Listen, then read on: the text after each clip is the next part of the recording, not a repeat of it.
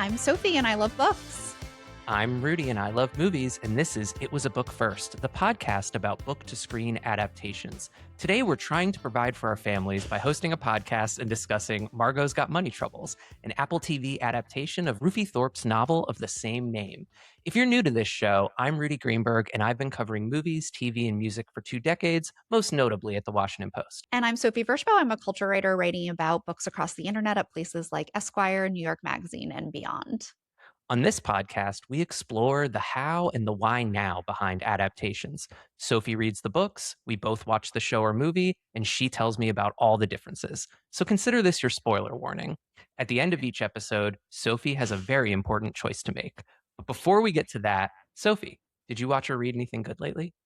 I did. So, Rudi, we are both deep mid-millennials, and I am reading kind of like the ultimate millennial memoir right now, which is Lena Dunham's new memoir, Famesick, which should surprise absolutely no one and does not surprise me at all. I am obsessed with it. It is so good. She is such a good writer. I think it was Hunter Harris who said like her pen too strong. Like she's just, I loved her first book, Not That Kind of Girl. I love this one. It's really about her journey making everything from like her first student film, then Tiny Furniture, her first short film, into Girls, and really covering that whole time. And then it really goes into her breakup with Jack Antonoff, all of her struggles with her health, with endometriosis. Right. It is like, you know, it is intense. You are reading about a person going through immense mental and psychological pain. And she's just so funny throughout it all. Like I've laughed out loud so many times. So this is not an adaptation of anything, but it's really interesting because as someone who watched and loved Girls, I now am reading a memoir about Girls and the making of Girls and specific episodes. And so it's a really interesting like book and screen pairing in this very different way. And I love it. I think I have like 40 pages left. I'm excited to listen to this. I was also a big Girls fan. I mean, I think we were both, a couple of years out of or just out of college when Girls came out. And that very much was an important show. Did you watch Too Much? The Meg Stalter Netflix show? Oh yeah, I watched that. I thought it was great. Yeah. I wasn't as big a fan of Too Much. We actually like gave up on it a little bit into the show, but there were moments where I was like, oh, this is the Lena Dunham energy and humor that I miss. She is so sharp-witted, and I love a celebrity memoir. We'll actually be covering a version of one of those. Have you ever read Kitchen Confidential, the Anthony Bourdain Oh my memoir? God, yes. That is one of my favorite memoirs. I'm so excited for us to cover that. If you're not aware, they're making a movie. Matt Johnson, who had another movie come out this year called Nirvana, the Band, the Show, the Movie, which is one of my favorite movies of the year, and we'll talk more about in that episode.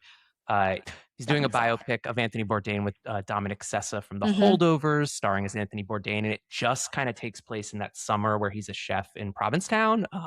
So I'm super excited. Curious. Slice of life biopic, kind of based on a book, also based on his life. Definitely excuse for us to talk about that, and that comes out I think in August. So excited for that one, and definitely excited to read Lena Dunham's memoir as well. Yeah. What about you? Have you been watching anything good? Yeah, I saw I watched the Martin Short documentary on Netflix over the weekend called Marty, Life is Short. It's a very nice documentary. Not really surprising when you're dealing with Martin Short, who is clearly one of the most beloved and well-liked people in the industry. It's kind of interesting watching this documentary because you sort of realize that his career is kind of defined by 3 things. All of his like sketch work that has, appeared in like SCTV, briefly on Saturday Night Live. These characters like Jiminy Glick and Ed Grimley that would sort of appear in different contexts. Father of the Bride, where he kind of steals that movie. And then Only Murders in the Building. Those are kind of the 3 things. But like, if you look at his career, he's in a lot of bad stuff, which he openly like talks about in the doc. For sure. But it's really about his life and the grief that he's gone through, both with losing his parents, losing his wife, but also all the friends he surrounds himself with. And there's some amazing home movie footage of his vacation home, and there's some great just like celebrity cameos. There is a scene featuring, so I guess Martin Short, Tom Hanks, Steven Spielberg, and their families all used to hang out together at casual. Martin Short's vacation house. Very which casual. is funny in and of itself. You're like, how did Martin Short get involved in all of that? Tom Hanks, Steven Spielberg makes sense.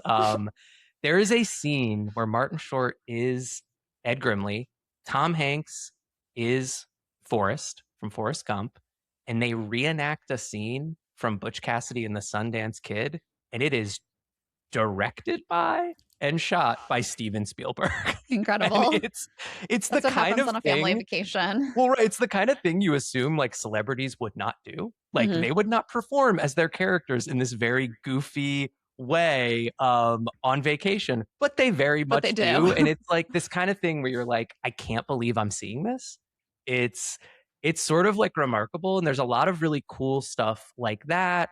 So definitely recommend it. I think it's just like a very sweet, like cozy watch and worth, the 90 minutes or so. Yeah, my cozy watch with Martin Short recently has been any paparazzi photo of him with Meryl Streep just looking really happy, which just fills me with immense joy. Meryl does not come up in this documentary because I think, they still haven't really officially said that they are dating. It is just still a rumor at this point. But I love the fact that the two of them are potentially together. It's the best. I love it so much. I did look it up, and I saw a quote from I don't remember his first name, but Gummer, her estranged husband, where he's just like, I'm at peace. So incredible. I mean, honestly, probably Martin Short's such a likable guy that he's probably like, it's fine. How are you gonna be mad about Martin Short? Like, she picked the funny guy. Yeah. You can't be mad. Exactly. All right, let's get into Margo's Got Money Problems. Yes. Excuse me, Margo's Got Money Troubles. She does. Let's talk about that. Yeah. Can we talk about the title just to start? Sure. I want to call this show Margo's Got Money Problems. And I don't know why they went with Troubles. Troubles makes me think of The Troubles, the period in Ireland's history that I really know of from the Daniel Day-Lewis movie In the Name of the Father. Do you think there was a meeting like where they debated whether to use Troubles or Problems? I think this is an example of, it's a book, and so they're like, it's just like a little bit more interesting of a choice versus if this had been straight to show, the Apple executives would have been like, it's obviously Problems. But yeah, people in publishing love to sit around debating the titles. Yeah, just I every time I talk about this show, I say Problems, and I think that's maybe a me problem, but no, I think it's a common problem for sure. Well, let's get into kind of what this show and book is. So here's the log line from Apple about this series. The daughter of a former Hooters waitress and an ex-pro wrestler, Margo is a recent college dropout and aspiring writer. Faced with a new baby, a mounting pile of bills, and a dwindling number of ways to pay them, Margo must find a way forward. And find a way she does. So Sophie, you want to get into a little bit of the background of this book, which is pretty recent and super recent. Was kind of a quick turnaround adaptation wise. I read this book back when it came out in 2024. It's by Rufi Thorpe. It is published by William Morrow, which is one of the literary imprints of HarperCollins, one of the big publishers. This was definitely like an industry darling when it came out. I had already left my job in the publishing industry at that point, so I was a little more out of the know and was still aware that this was one of like the big books to come out in that season. I think one of the reasons it was so big is because by the time it came out, Elle Fanning was already attached to it. So Elle Fanning read the original audiobook that isn't an edition for the show adaptation. I read an interview with Rufi who said that she has 3 previous books and felt like this one was like a very different experience of understanding like how big it was going to be. And so her team had encouraged her to send it out to production companies before it was even published. So Elle Fanning was attached very early. I think there was already internal buzz about the book. It was on a lot of anticipated lists. Then you add that in there. The show was announced like really quickly after. And, you have a great situation where it was a really big seller that year. It actually kind of surprised me because to me, everyone I know who read this book was like, crazy about it. I recommended it to everyone. Everyone did. But looking, it only has a 3.8 on Goodreads and a 4 on Amazon. Now, ratings are dumb in so many ways, especially in my opinion, Goodreads ratings. But just to say, this is one of those books to me that everyone I know loved. So I was a little surprised that it wasn't a little higher. And even I was aware of this book, and I'm not as tapped into the publishing world. I think I'm getting more tapped in the more we do this podcast. But this is something that I was aware of and had heard some friends talk about, that they were excited for the show. And, you know, I think Elle Fanning was also attached as a producer very early on. A24 and Apple teamed up on producing this one, which I think is interesting, just because A24 keeps trying to kind of expand the scope of what they do. And this is honestly not a super A24 I was surprised show when I saw that it was an A24 production after watching it. Definitely feels more like an Apple show for kind of good and bad. It feels like they had a baby in a way that I honestly like. Yes, as someone who loves A24. And then you've got one of the kind of most successful and important TV creators and showrunners, David E. Kelley, behind this. And I don't know your Rudi, what else is this, David Sophie. E. Kelley attached to? Can you remind me? Oh, what has David E. Kelley done? Oh, I was going to ask. So I don't know if you have a history with David E. Kelley, but I grew up watching his shows when I was probably a little too young to watch them. So particularly The Practice and Boston Public, those were both very big for me when I was, you know, maybe a teenager. Yeah. I know I've never seen those before. I obviously know the name David E. Kelley. He also did Ally McBeal. He did Boston Legal, and a show I know you've watched, Big Little Lies. Oh, yeah. Yeah.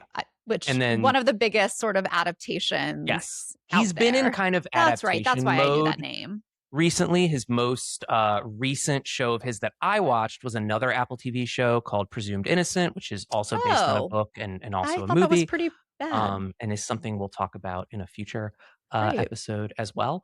And it's also notable because Michelle Pfeiffer is one of the stars as Margo's mom. And this is the first time that Michelle Pfeiffer, who is married to David E. Kelley, has worked with her husband. Wait, you can tell that I'm the one who researches the book side for our podcast when Rudi shocks me with knowledge like this, but I had no idea. And I think we have both agreed that everyone's really good in this. Everyone's pretty good at this, and she's good. Great. I think they're all really strong. Like, I can't really think of a weak link on this show. Yeah, I think it is very well done. Let's talk a little bit about the cast and the plot a bit. I mean, the story is actually pretty simple. It really is that log line that I talked about. The only thing that's kind of things that are left out is that Margo has an affair with her professor at college, and that's what prompts her to drop out because she gets pregnant. The professor wants nothing to do with her, and she needs to make money, and so she decides to become an OnlyFans star. And there's a couple of things that lead to why she chooses to do that. She becomes an OnlyFans star, and eventually the father, who is played by Michael Angarano, whose name I probably butchered, but that's okay. Such appropriately just like a little weenie in the show. A little weasel. Like, he's pretty good, and he is actually a writer-director as well, and has a movie called Sacramento that he directed that co-stars Michael Cera that is fun, and he also plays a weaselly kind of man-child in that movie. I think it's perfect. You know, unlike something I really liked about this book is, you know, the high school, the sleeping with your professor trope is so common across all media, I think especially books. And what I loved is that this is not one where she's really like bewitched by this older man. Even in the book, it's even clearer as she's sleeping with him. She's sort of like, he's not really that hot. And like, I'm not really that into him. And so it's not like she's pining after him as any of this. And that's something I really loved about this book because we don't see that side enough. And it's the same in the show. I mean, she very much is just kind of like, look, I'm having this baby, and if he doesn't want to be involved, I don't care. Yep. And that's, for her, that's kind of the end of it, but now, it is Rudi, not can I the ask end you for a him. question? As Yeah. someone, so I read the book, and so I obviously got a little bit more of Margot's interiority with the decision to keep the baby. One of my friends was saying to me that she was almost having a hard time watching the show because she just couldn't understand the choice so aggressively. I agree with that. I think one of my criticisms about this show, which I generally liked, is that it actually does feel rushed at times. There are things that Interesting. we kind of breeze through that I would have liked to spend a little more time on. And some of Mm-hmm. that's the nature of this is an 8-episode season. Like Mm-hmm. it's just 8 episodes. It's not a lot of time. They're about 30 to 40 minutes. We maybe could have used 10 to kind of stretch this out a I could have little watched bit. 10 for I sure. also think a version of this works as a 2-hour movie. Mm-hmm. Different. We'd lose a lot of context, but I'm not sure it would have been that. Like, there's kind of two different ways you can take this, right? And I actually thought this was just like, it dove into things that I wanted a little bit more of. And the baby decision is one of them, where I think it's in the pilot, which I didn't love the pilot. I watched the Okay. pilot and I was kind of like, oh, this is it. I do This is think the show gets okay. stronger as it It goes. does. It does. Absolutely. She just decides, I'm going to have a baby and I'm cool with it. And there's no real debate or inner monologue. Does she sort of go back a little bit, back and forth a little bit more? Does she talk about the why I behind think it it's in the really book? baffling in both, which is like a Okay. little bit of the point that like it's not religion. It's not like Mm-hmm. all these things. It's just that she wants it. She doesn't know what else Yeah. she wants, but so this is a thing to glob onto. I think that just because reading is a more intense experience and you get more pages with it, it felt more settled to me in the book at the same time as I Sure. was like Sure. completely taken aback by both. But it's like a 5 minute decision in the show. And so I Right. understand that it's a little bit more Well, and rushed. it becomes the main kind of thrust of everything, right? No, and like no one can understand why she's made this choice. And Right. nor can I, frankly, just based on what I would do. But that is a little bit of the premise of the book. And again, that's like kind of what's interesting to me about this book Mm-hmm. is like it's not the traditional like struggling with whether or not to keep. Like she just Right. Right. makes a choice and goes all in. Well, and then ultimately it becomes about her battle to keep custody of Bodhi, Bodhi, her son, just not from tough. Mark, Why? the professor who decides after it's revealed that he's the father and he loses his family. We should note that he's married. He has a couple So kids. to clarify, and I'm not sure how much you got of this in the show, but like Uh-huh. Mark is very rich. Oh And yeah. yeah, like he's very rich, and his mom is like who is played by Marcia Gay Harden in a much She's like great. She's incredible. enhanced character. I think they just wanted to let Michelle Pfeiffer and Marcia Gay Harden Yeah. just like fight, which I was Yes. totally Which down literally for. happens. It's amazing. I did gasp. But he is just like being protected by all these awful people. And I think too, something that is more clear in the book than the show is like Mark's wife leaves him and is also like guilting Right. him about like not taking this child. So he's trying to like show Interesting. her that like he's responsible and having these more complicated feelings and also is like being taken away from his own kids. And Sure. so there's just like a little bit more detail about all of that.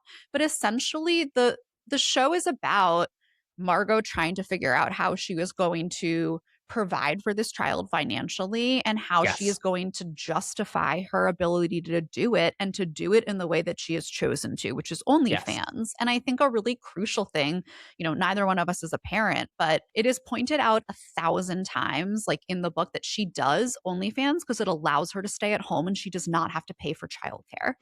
Like, yes. this is the biggest thing. This is actually an interesting point because in an interview with Rufi, she said that early on, David E. Kelley and A24 asked, what are you afraid that we'll do with the show? And she said, I'm afraid you'll forget about the baby.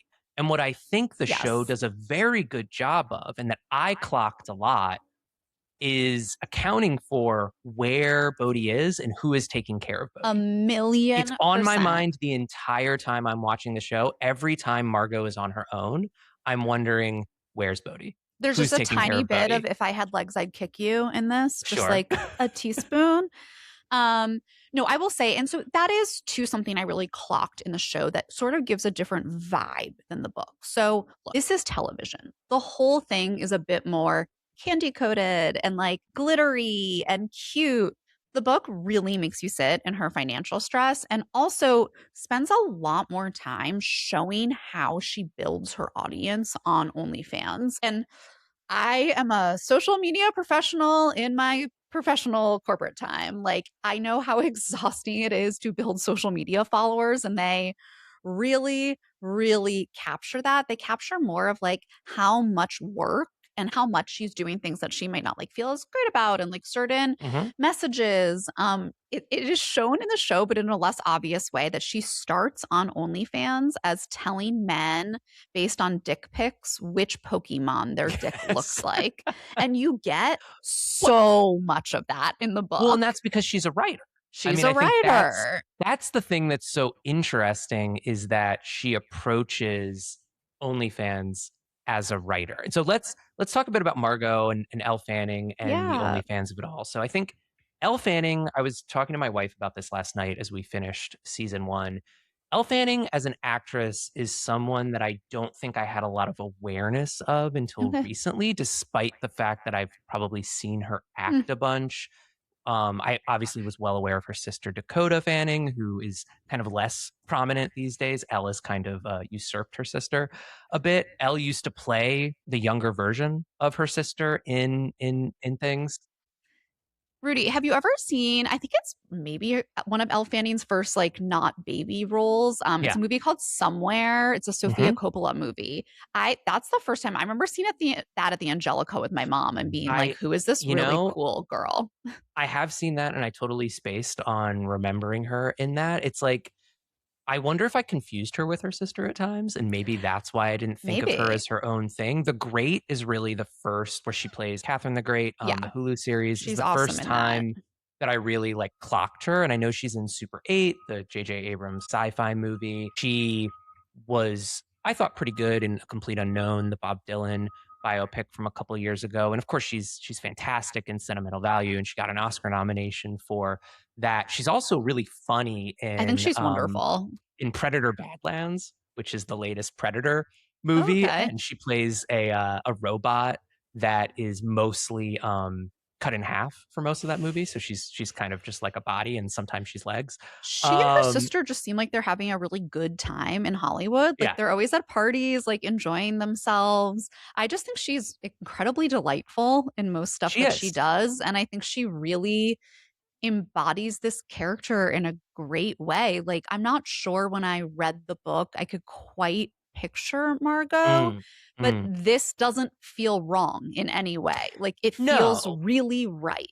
She's maybe not who you would like first think of as like, oh, this is going to play someone who does OnlyFans. Someone like, a little younger. Obvious, but Margo's 18 in the book. Like, I think of her as a little younger, a little more naive. Like, I will say, she's very confident as that alien, just like stomping around. I'm like, this is still like a 19-year-old figuring it out.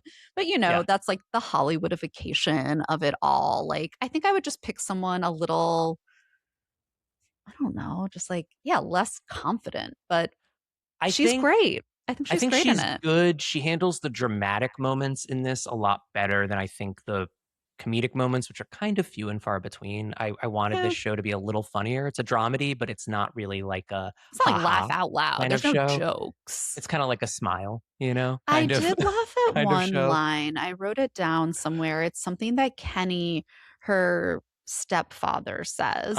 That just like brought me so much joy. He says when he finds out that she does OnlyFans, which we should discuss, it's a little bit of a difference. He says Mary Magdalene was a prostitute. She's kind of like a fans only model. And I did laugh out loud at that line. And that's a great scene. And so Michelle Pfeiffer plays Elle Fanning's mom, and it's great to see Michelle Pfeiffer as Cheyenne. Cheyenne. I feel like I haven't seen her in so long, and she's quite good in this. She is engaged to, as you just mentioned, Kenny, who is a minister, I believe, played by Greg Kinnear, who, when Greg Kinnear pops up in this as this minister, I was like, really? Greg Kinnear. I love Greg First, I haven't seen him in a while, but also like what an interesting choice. And he's really good in this. Yeah. And that scene where they reveal that she's doing OnlyFans to him is great. And the kind of warmth and tenderness really that he has in that moment that does unfortunately kind of come back in a negative way at the end of the show. But in that moment, I think it's great. And he really captures that aw shucks kind of like churchy energy that character has. Two people who have never been to church. He captures the churchy energy. You know what I mean. But I think the real standout is Nick Offerman. He's playing fantastic Jinx, in this. who is a former pro wrestler, former WWE wrestler. I think he's done a bunch of different of the wrestling. Rudi, leagues. did you think like a decade ago that we would just constantly be discussing Nick Offerman's dramatic work and how it brings tears to our eyes? But I was thinking about this because the thing about Nick Offerman is that he is such an interesting contradiction, because he is on its surface, he is this burly man's man who is so believable as a wrestler. You see him and you're like, yeah, that dude was definitely a wrestler. He's also out chopping wood and like, you know, building things. Oh yeah. And the persona of Ron Swanson on Parks and Rec was built around this idea that he is this like sort of libertarian, like I hate the government, stern, non-feeling kind of man who gets kind of softened. I mean, it kind of happens the same character. And yes, somewhat. I mean, you just described what happens to him in The Last of Us. Like he's like a guy living off the grid who doesn't trust the government, who gets softened and makes me cry. But the thing about him is that he has this warmth and he has this goofiness, and he's made this his persona professionally and publicly, because I think this is legitimately who he is. I've interviewed Nick Offerman before. I love that. And he is really this guy who is what he seems like.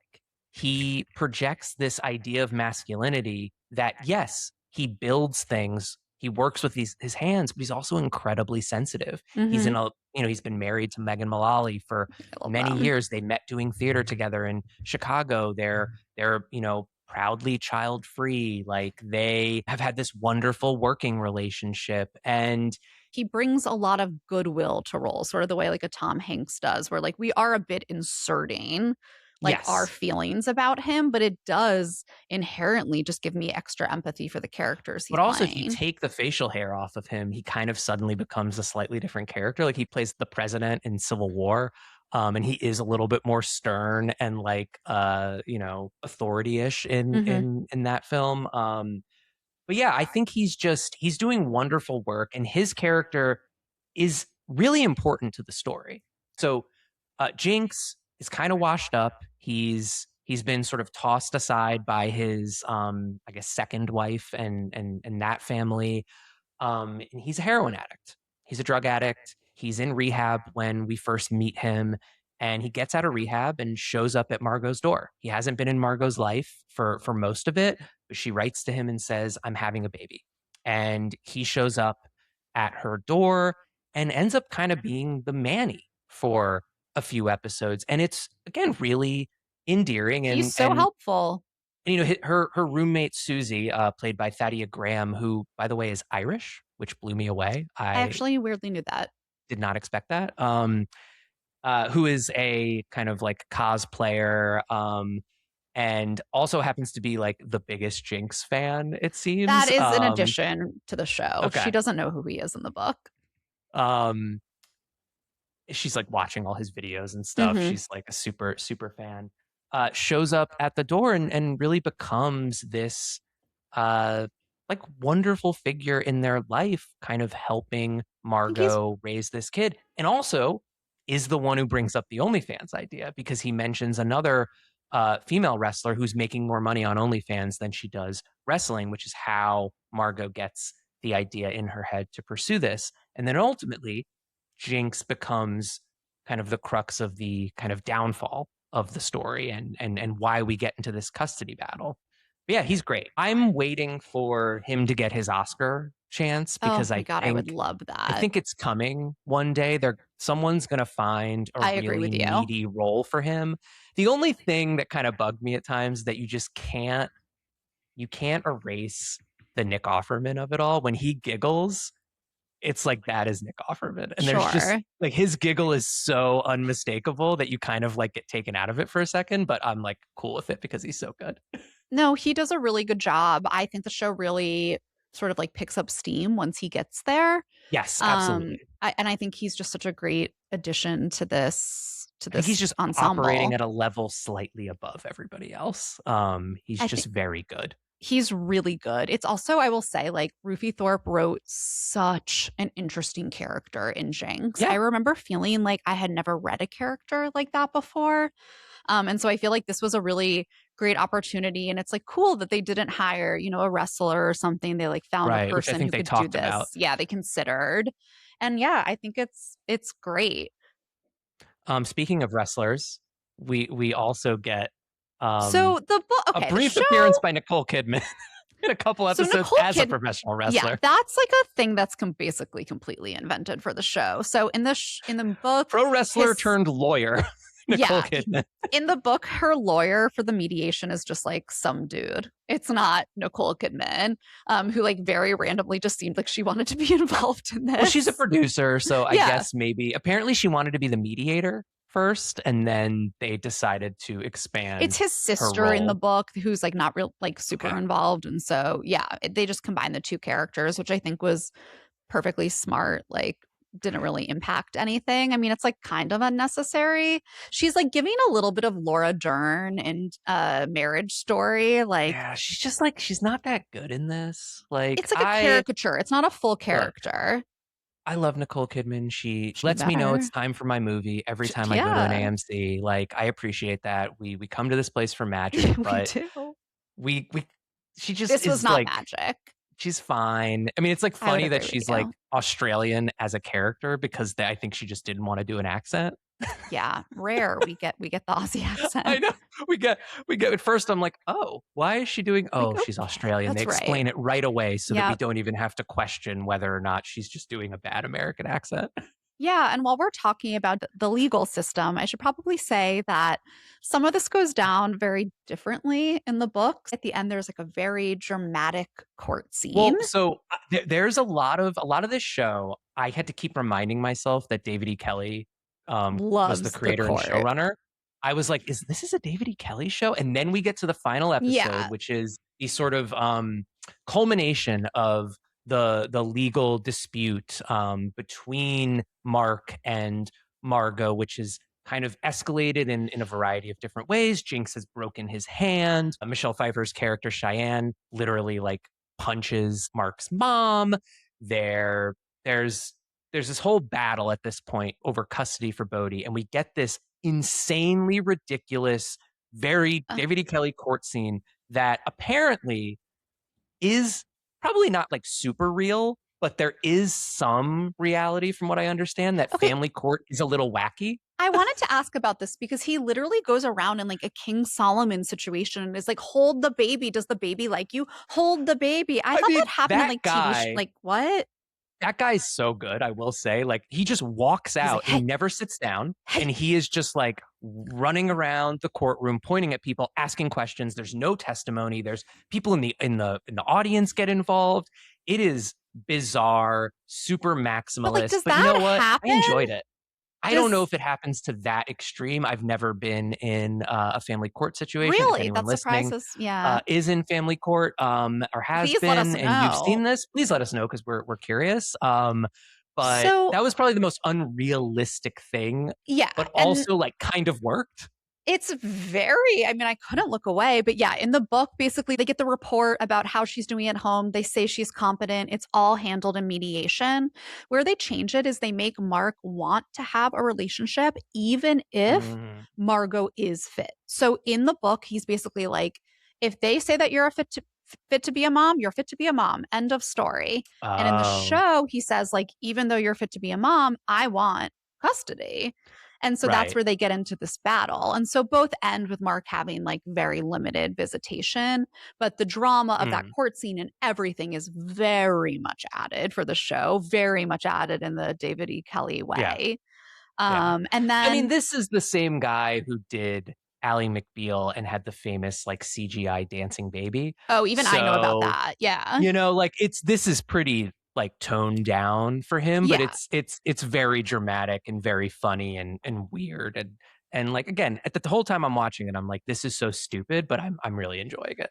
Yeah, and then I should say the other thing to point out that's different is so we see her with this like very beautiful support system in the courtroom at the end. We see her with her mom, her dad, her roommate, like it's so lovely.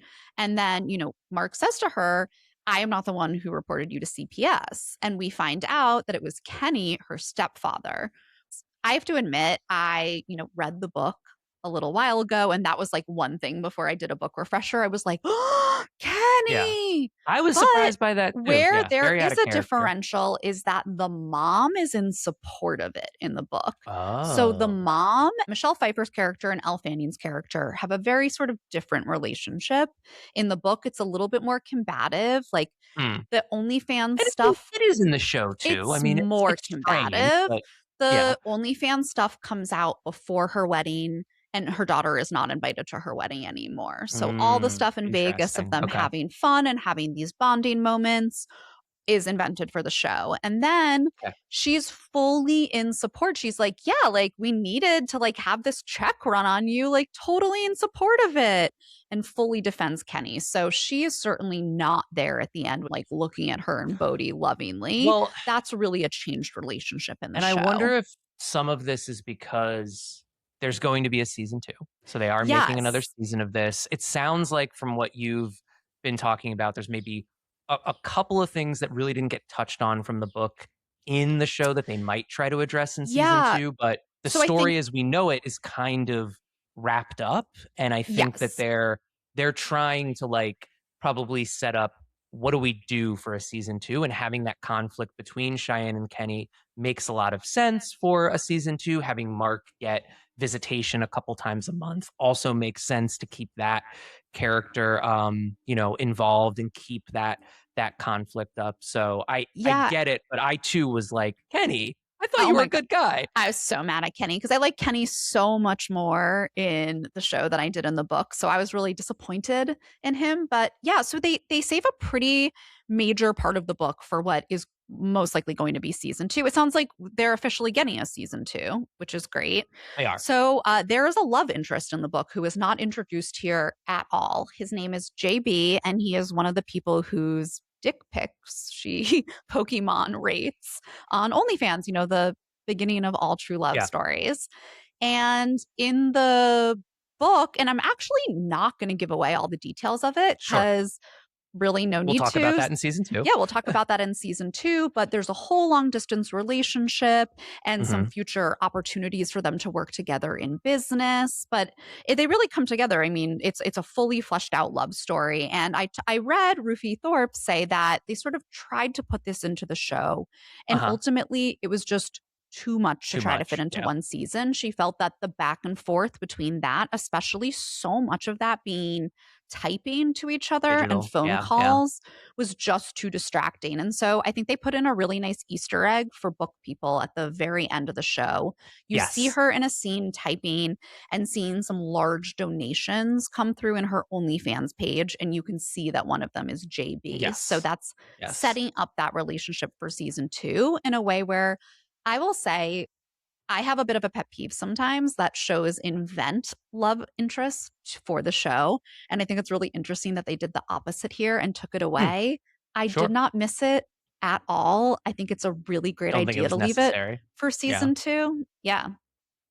Well, since we're talking about OnlyFans, and we've, much like the show, we've kind of been dancing around the OnlyFans of it all. So let's talk about that a little bit, because I think it's one thing that I actually wanted to see the show dive into a little bit more. But before we get to that, we're kind of in TV's OnlyFans moment in some ways. Like, it feels like OnlyFans has kind of broken containment, let's say, and is part of the culture now. OnlyFans has been a kind of minor plot point on industry for a couple of seasons. I am not current with this most recent season of Euphoria, but my understanding is unfortunately I am. Sydney Sweeney's character Cassie is an OnlyFans model, sure and we get OnlyFans being a huge part of this story. And I think the way they handle OnlyFans in this show is interesting. It again feels a little David E. Kelly, like old man kind of there. like approaching it. It's barely there.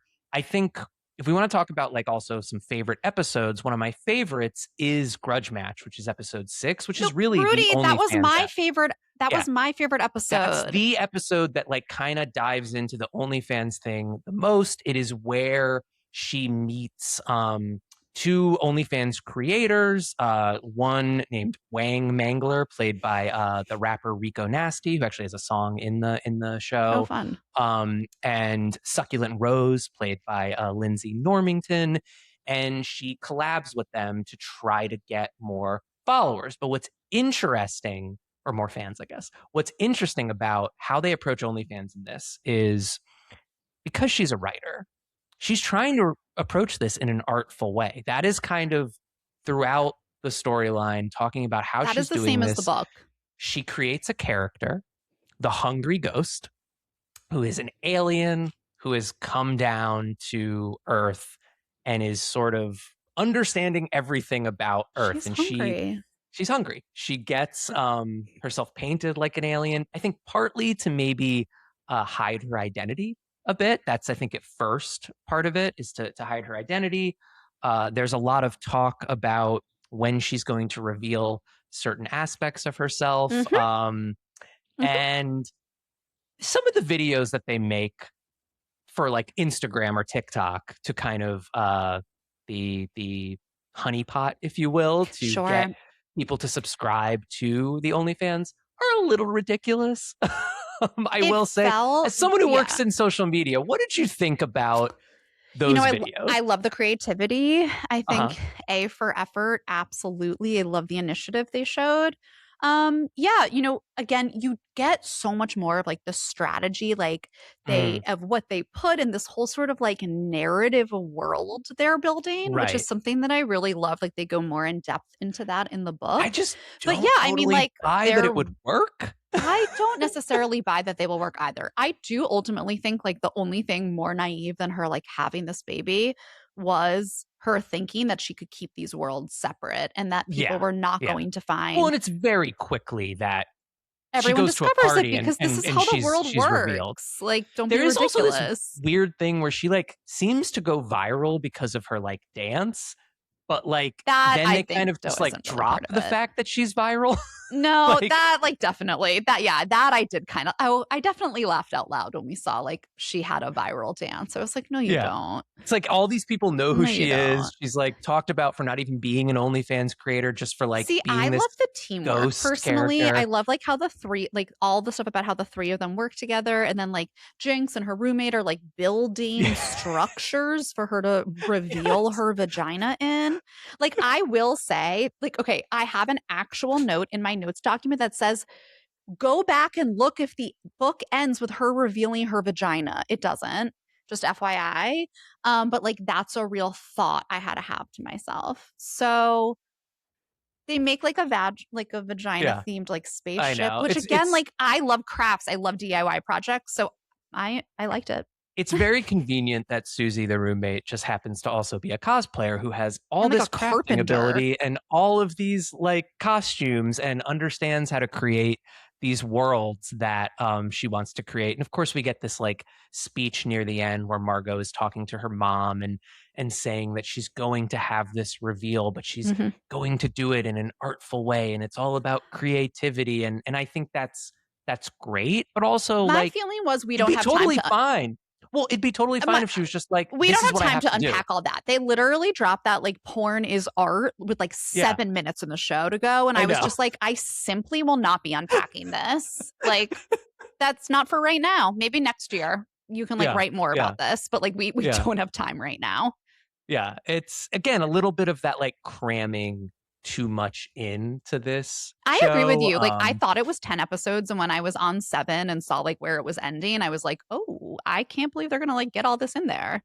It is interesting that this show is kind of helping with like the mainstreaming of OnlyFans, right? Like I think OnlyFans was something that was kind of, a hushed thing. And now it's like everybody knows what that is, I except know for it's like Kenny, who calls well, it what, fans Kenny. only? Oh my, you saying anything Kenny said about OnlyFans was so funny. Yeah, they really made that character funnier and a little less Jesus-y. But yeah, I think OnlyFans is one of those things like I'd be curious, like, not that I'm gonna do this because I'd rather die, but to be like, family, like, do you know about OnlyFans? Like, I just want like Sure, some sure. data on like the boomer generation and maybe, ooh, people would lie too, obviously. I do think it is in a lot of stuff. Like, I do think it's a huge Yeah. generational divide too. Like, I'm sure Well, anyone under it's a just certain age it's knows. another form of social media at this point. Like it is Yeah. part of the culture. It's as it's almost as known as like the People I non-porn version of OnlyFans, Patreon. You know what I mean? No, Like like it is. writers I follow on Yeah. Twitter and like Substack and stuff like link to they're like, hey, here's a sexy picture. Like go find more on OnlyFans. Like, and seriously, like go get your bag. We live in what is considered like a content ecosystem. Like Yes. I consult with people all day long and OnlyFans is not a platform I have consulted on. But the way we talk about it, where it's like you need a Substack to link to the social, to link back to like your main newsletter group, to link back to like all your social profiles, to Yeah. like link to your Patreon, to your podcast. And like we will be doing that too. So Yes. I do think There are it's, OnlyFans podcasts and Patreons, I'm and I mean, sure it is an it's entire ecosystem. It's very exactly. interesting, and to have it again mainstreamed in a show like this, and kind of treated a little more cutesy It's than treated you very know. cutesy. I don't think this at all gets into like the downsides of it. I would be Yeah. really, really curious to see like to hear from people who have been on the platform about Right. how the show is. I know that she consulted with OnlyFans models for the book. I Yes. have to imagine that they were consulted in some way for the show if Apple's not Sure. incredibly stupid.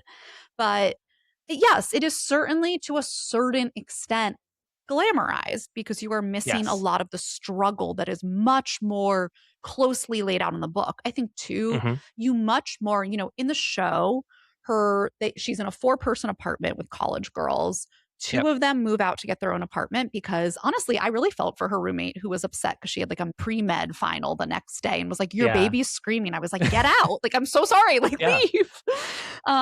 But so they move out and she needs a check. And so she goes to Mark, and that's when she's sort of bought off by his Yeah. family to stay away from him. And we're never really again like she's about to run out of money. They just Yeah. have money from OnlyFans. Whereas in the book, it's a lot more Well, of like, I'm about to run out of money right and now. one of the funny things that is sort of like unremarked is that at Cheyenne gets married, the mom, and she's got an entire apartment that she keeps paying rent on as a storage No, it's unit. unhinged. Yeah, that she never at one point is like, "Hey, Margo, why don't you and Bodhi move in here, and we'll solve the problems that way." No, Eventually, Jinx moves in there because Jinx overdoses on heroin and needs to leave the house, and right. that sort of really sets up the she might lose the baby story But yeah, arc. But we're missing a lot of we're missing, I think, a lot of like the reality and like grit of the right, book. It's like I thought it was interesting what you said about this could have been a movie. Like I can see a sort of grittier A24 hmm, version. hmm, And I'm not sure that's what I wanted because I do want to say no, that while the book is a little more realistic, it's also not heavy. Like, yes, yeah, you're a yeah, little stressed by her life. Of course, it's a stressful situation, but it feels colorful and interesting and full of wit in a way where you're not feeling stressed, super sure, stressed reading the sure. book. But yeah, I think there's definitely a little bit more glossy over of everything in the show, as is wont to happen. I want to talk about the music a little bit because I think the music is Yes. great What are and your really important for thoughts? this show. I mean, number one is the credits song, which is one of the new Robin songs, Mm-hmm. "Blow My Mind" from her latest album, and kind of cool that we get a new Robin song Mm-hmm. as a theme song. There's a lot of great like needle drops. I mean, I think in the finale we've got Peaches "Boys Want to Be Her." It hits really hard and like is great as they're kind of like walking to the courthouse. There's a Rico Nasty song, as I mentioned earlier. Michelle Pfeiffer and Elle Fanning both sing a little, as does Greg Kinnear during He the sure wedding does. scene. And that Vegas episode, which I liked a lot because I think that is sort of the first time we like leave their surroundings and go somewhere else, and we get this kind of like weird family unit that's been put together. But also I just have to shout out that my favorite current band, King Gizzard and the Lizard Wizard, gets a needle drop when they arrive in Vegas. Were you so excited? Just thrilled me to no end. I love that. They're an Australian band, and Nicole Kidman is a fan. So I do wonder if that had anything to, she's been photographed wearing one of their t-shirts. So I wonder if there's anything for that. But yeah, that's one of those moments where I was like, oh, my boys. So shout out to all my Giz heads. It's great that they got that in there. But yeah, there's And I Feel Like a Woman by Shania Twain is a needle drop at some point. There's just music throughout. There's a whole playlist that Apple put together that's like 3 hours long of all the music in the show. And I think it's just really well deployed, and kind of becomes an additional character or an additional sort of like touch point to the story, which I appreciated. Yeah, I really enjoyed the music. It definitely set a vibe. I also really appreciated the costumes. I thought they were really fun and really colorful, and just sort of like made it extremely enjoyable to look at. I thought too, as is too easy as like a real person to do, I was like, wow, she has a lot of new outfits for a person struggling financially. Well, yes. But I thought like what they put her in was great. Also wears a lot of Jinx's like vintage t-shirts. Totally. Jinx's outfits I think are great. Like they dress him really well. But there's also this kind of dichotomy between the sort of like nice-ish but like also kind of dingy apartment that Margo lives in, and the like world she creates in OnlyFans. Like there is this like nice kind of balance, and then of course the more wealthy side with Mark and his mom and the lawyer. The costuming, the sets, like everything's like really well done in that sense. It feels like a real world. It really does. Even when we create this like fantasy OnlyFans world. Sophie, are there any other differences or notable changes that we haven't touched on yet, or anything else, any other notable episodes you want to talk about? I mean, I think Grudge Match is probably the best one. I like the Vegas one, Flamingos. Nick Offerman's first episode called Jinx, the first one that he's like prominent in, I think is also really good, and that's kind of where the plot really gets going. I think this is an example of, yes, there are some changes, I think really structurally, and how they're setting it up for season 2. But this is a really, really true to book adaptation, in my opinion, and one done really, really well. And so, yeah, I don't think there's actually anything else that they really change in this. Are you happy that they're doing a season 2? Or because like yesterday when it ended, my wife Lauren was like, they're doing a season 2? I thought this was it. I was happy with this being it. It's so funny. I actually am a person who often I'm a naysayer when it comes to season 2 on a book I loved, but I actually am really, really down for this one. Okay. I feel like this story was wrapped up, but there's like so much more that she could get into, and so much stuff that wasn't explored in this, that I'm hoping that now that we have this custody thing resolved, it doesn't like yes, we focused on the baby in this one, and we shouldn't stop focusing on the baby, but I actually don't really need to like see her be a super stressed out new mom forever. I think it would be really fun to see her get more into like the OnlyFans community and the world, and make more friends, and have this love interest, and build this business, and do all this stuff. And there's like a lot of story still to explore. Yeah, I mean, it will be interesting to see what the conflict is moving forward. I mean, Apple does have a tendency with a lot of their shows to sort of just turn them into, we like all these people and we're just going to hang out with them. And they create conflict. It's a little... I haven't seen Palm Royale, but Rudy, I think Shrinking suffers from this. Ted Lasso suffers from this. Apple has a tendency with these like hangout shows. And I don't think Margo's a hangout show, but I could see them trying to turn it into a hangout show. I hope they don't. Worries me a little bit. And David E. Kelly's done this before. Big Little Lies, kept going. Which is not a show I wanted a second season of. Right. To me, Big Little Lies, it's like so fiery for everyone's life. Like this is like one little thing that got resolved, like the custody, like one thing got resolved, not everything else. Sure. Okay, well then that brings us to our final segment. And this is where Sophie has to make a choice. This is a segment that is based on a movie, based on a book. This is Sophie's choice. Sophie, which did you prefer, the book or the TV show? This one, it wasn't super, super hard, but it wasn't easy because I don't want to make it seem like I didn't like the show, which I did. But this book is too good for me to think the show is better. The show is, I would put it above good, below great. It's like strong. I liked it. The book has really stuck with me the whole time. And I think, too, as someone who reads, as I always say in the intro, way too many books, I have a really hard time remembering plot, even if I read a book 2 years ago and I remember this book so well and so much better than so many other ones. It felt really fresh, really unique, and it's phenomenal. Whereas I think the show is very good. And so I would say to people, if you're trying to decide one or the other, you know, it is like a 7-hour show commitment. I would definitely say read the book. Like, please go read the book. It's so, so good. Like, it's really worth it.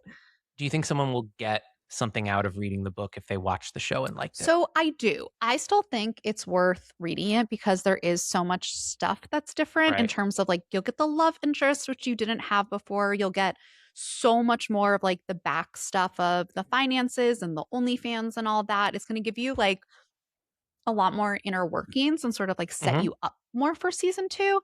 That said, if you watch the show and you're like, wow, I loved this, I'm really excited for season 2, maybe like don't read the book because you're going to get a lot of spoilers on the stuff with the love interest that might happen, but they might also take JB and like make it a totally different thing. I don't necessarily think it's going to be identical, but I loved having that little Easter egg at the end. Now, if someone read the book, would you recommend the show to them? I would. I think if you really liked the book and you want to watch it brought to life, the show's a really enjoyable watch. I watched it in 2 evenings, like really quickly. I kept being like, oh, wait, like I'm actually done. Like the episodes are not an hour. They really move. Like if you love this book, no reason not to watch the show. I think you'll really enjoy it. It's really fun to watch a good book be done well and just sort of have like a true to form adaptation sometimes. Absolutely. Well, thanks everyone for listening.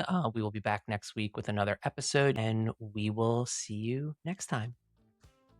It Was a Book First is hosted and produced by Sophie Vershbow and Rudi Greenberg. Music written by Cliff Blum and John Connolly, produced by Kevin Potts. Logo by Trisha, Louise, Prieto. Website by Kevin Fobb. Follow us on Instagram at It Was a Book First Pod, and we'll see you next week.